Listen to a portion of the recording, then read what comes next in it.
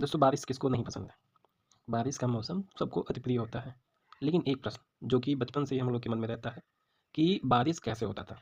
बचपन में ये प्रश्न तो सबके मन में ही रहता था और हम लोग अपने बड़ों से पूछते थे तो कुछ उधर उधर की बातें हम लोग को बता दी जाती थी, कैसे होता है, बादल रुई क्यों बने होते हैं, वगैरह वगैरह। तो आज हम लोग समझेंगे कि बारिश कैसे होता है और कैसे वर्षा की बूंदें जो है पानी के रूप में पृथ्वी पे आती हैं। तो हमें पता है कि जो सूर्य होता है वो हमारे सौरमंडल में ऊर्जा का सबसे बड़ा स्रोत है। जब सूर्य की किरणें पृथ्वी पर पड़ती हैं तो उसके साथ साथ जल खंड पे भी पड़ती हैं, वाटर बॉडीज पे भी पड़ती हैं। तो जब सूर्य की किरणें पड़ती हैं वाटर बॉडीज पे, तो जो पानी की बूंदें होती हैं जल खंड में, तालाब वगैरह में, वह उस ऊर्जा को अवशोषित कर लेती हैं। अवशोषित करने के बाद इनका वाष्पीकरण होता है, यानी कि जो पानी की बूंदें हैं, जो पानी है तालाब का या समुद्र का, वह वाष्प में परिवर्तित हो जाता है और धीरे धीरे गर्म चीज़ें ऊपर होने लगती हैं। आपको पता ही है, ठंडी चीज़ें नीचे रहती हैं, गर्म चीज़ें ऊपर होने लगती हैं। यानी कि जो ऊपर का परत है इस जल खंड का, यानी कि समुद्र का या तालाब का, वो वाष्प में कन्वर्ट हो जाता है और धीरे धीरे ऊपर उठने लगता है। ये ऊपर कब तक उठता है?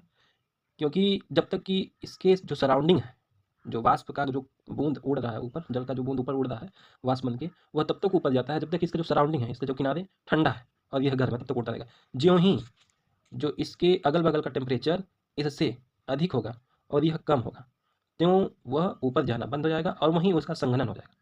संघनन मतलब कि जो वाष्प की बूंदें हैं वो संघनित हो गई, मतलब आपस में जुड़ गई, और वही बारिश के रूप में, वर्षा की बूंदों के रूप में पुनः पृथ्वी पे वापस आ जाता है। ठीक इस प्रकार वर्षा होती है।